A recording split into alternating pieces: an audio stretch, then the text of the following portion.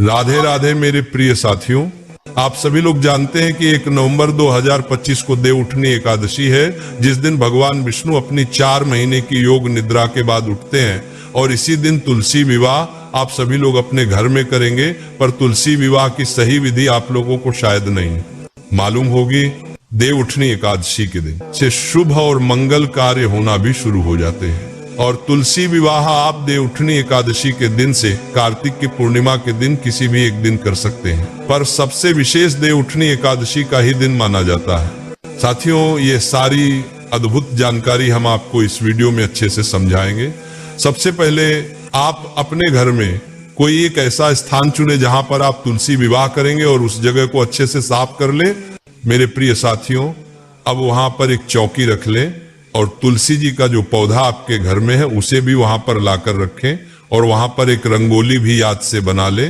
इसके बाद तुलसी जी के पास में आपको शालिग्राम भगवान भी रखना होते हैं।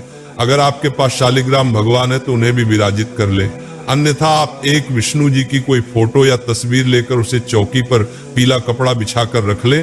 महाराज, अब थोड़े से सफेद तिल का आसान देकर आप कलश की स्थापना करेंगे, क्योंकि एकादशी के दिन चावल का प्रयोग नहीं किया जाता है। कलश में जल, सुपारी, सिक्का, हल्दी, तिल और फूल आप डाल देना, और ऊपर से आम के पत्ते सजाकर नारियल रख देना। इसके बाद आप लोग गणेश जी की स्थापना करेंगे।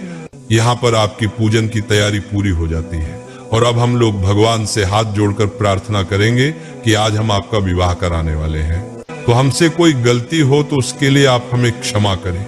मेरे प्रिय साथियों, अब सबसे पहले एक लोटे में जल लेकर हम सभी भगवानों पर थोड़ा सा जल छिड़क देंगे शुद्धिकरण के लिए।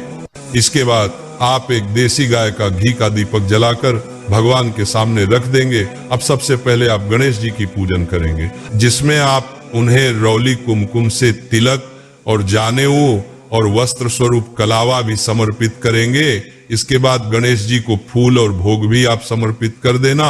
उसके बाद आप कलश की भी पूजन कर देना। महाराज, अब हम विवाह की रस्म शुरू करेंगे, जिसमें सबसे पहले हम हल्दी की रस्म करेंगे, और थोड़ी सी सूखी हल्दी लेकर उसमें दूध मिलाकर उसका पेस्ट बनाकर सबसे पहले 5 बार शालिग्राम भगवान को हल्दी लगाएंगे, और उसके बाद में यही हल्दी तुलसी जी को हम 5 पर वापस से लगाएंगे। यहाँ पर हल्दी की रस्म पूरी हो जाती है। साथियों, इसके बाद हम लोग मेहंदी की रस्म करेंगे। उसके लिए भी आप थोड़ी सी मेहंदी घोलकर या कोण लेकर 5 बार शालिग्राम जी को मेहंदी लगाएंगे, और फिर यही मेहंदी तुलसी जी को हम 5 बार लगाएंगे। साथियों, इसके बाद में हम शालिग्राम जी को चंदन से तिलक करेंगे और तुलसी जी को रौली कुंकू से तिलक करेंगे।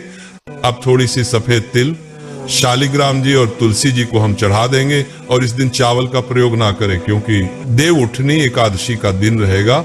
साथियों, जब शालिग्राम जी को जानेऊ और कलवा आप चढ़ाए और तुलसी जी को चुनरी उठाएं, महाराज, अब हम वरमाला की रस्म करेंगे, जिसमें सबसे पहले हम तुलसी जी को एक फूलों की माला छुआकर शालिग्राम भगवान को पहना देंगे।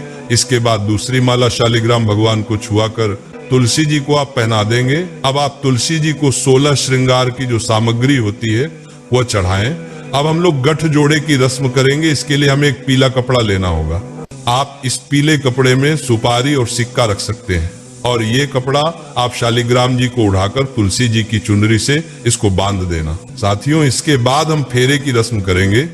इसके लिए कोई पुरुष शालिग्राम जी को उठाकर तुलसी जी की परिक्रमा कर सकता है, अन्यथा आप एक नारियल लें और उसे शालिग्राम और तुलसी जी के ऊपर से 7 बार घुमा दें, और आप जैसे भी फेरे कराते हैं वह 7 फेरे आप लोग करा लें। मेरे प्रिय साथियों, इसके बाद हम सिंदूर दान करेंगे। इसके लिए एक सिक्के में थोड़ा सा सिंदूर लेकर शालिग्राम जी को छुआकर तुलसी जी में समर्पित करना है, और बाद में ये सिक्का तुलसी के गमले में ही आप रख दें। अब हम लोग कन्यादान की रस्म करेंगे। इसके लिए हम अपने पास में कुछ पैसे रखेंगे, फूल और थोड़ा सा जल अपने सीधे हाथ की हथेली में लेंगे और संकल्प करेंगे कि आज मैं अपनी श्रद्धा से तुलसी जी और शालिग्राम जी का विवाह संपन्न कर रहे हैं, और ये पैसे शालिग्राम भगवान के पास में आप रख देंगे। इसी के साथ में देव उठानी एकादशी के दिन पूजा में गन्ने जरूर चढ़ाए जाते हैं, या गन्ने की झोपड़ी जैसी जरूर बनाई जाती है। इसके बाद तुलसी जी और शालिग्राम जी को जो भी आप दान में देना चाहते, जैसे साड़ी, कपड़े, बर्तन दान कर देना। साथियों, इसके बाद में हम भगवान को भोग समर्पित करेंगे और भगवान विष्णु को जो भी भोग लगाए उसमें तुलसी जी जरूर रखें। इसके बाद में इस दिन फल भी आप जरूर चढ़ाएं, उसमें सिंघाड़े जरूर होने चाहिए। उसके बाद आप एक लोटा जल भगवान के पास में रख देंगे और उसके बाद में आप तुलसी विवाह की कथा सुनेंगे और हाथ में तिल और फूल लेकर ही कथा सुनेंगे। फिर ये तिल और फूल आप लोग जल की लोटे में चढ़ा देंगे। महाराज, इसके बाद में हम तुलसी जी की परिक्रमा करेंगे। आप चाहे तो 1, 5, 7, 11 या 108 परिक्रमा भी कर सकते हैं। इसके बाद हम भगवान को धूप दीप दिखाएंगे और फिर अब हम आरती करेंगे। आरती के लिए आप अलग से कपूर जलाकर या दिया जलाकर गणेश जी, शालिग्राम और तुलसी जी की आरती कर सकते हैं और सभी भगवान से आप प्रार्थना करेंगे। आरती होने के बाद लोटे में से थोड़ा सा जल लेकर हम पूजा स्थल पर वार देंगे। पूजा में चढ़ाई गई चीजों का प्रसाद सभी में बांट सकते हैं और ये चौकी हम अगले दिन उठाते हैं। साथियों, कलश का जल आप अपने पूरे घर में छिड़क देंगे या किसी पेड़ में डाल देंगे। इसके बाद में तुलसी जी और शालिग्राम जी को चढ़ाए गए सामान का आप सभी का दान करेंगे। ये दान आप किसी पंडित जी को कर सकते हैं, ये किसी तरह के जरूरतमंद व्यक्ति को भी कर सकते हैं। साथियों, जिसके बाद में अगर शालिग्राम जी आपके ही थे तो आपके ही घर में शालिग्राम जी और तुलसी जी रह जाएंगे।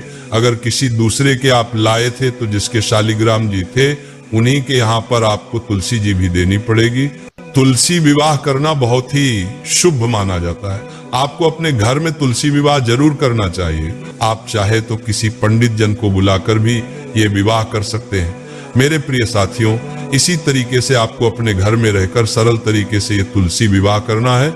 अगर अभी भी आपके मन में तुलसी विवाह को लेकर कोई प्रश्न है तो आप हमसे कमेंट करके पूछ सकते हैं। और आप हमारी ये वीडियो कहाँ से देख रहे हैं कमेंट में जरूर बताएं।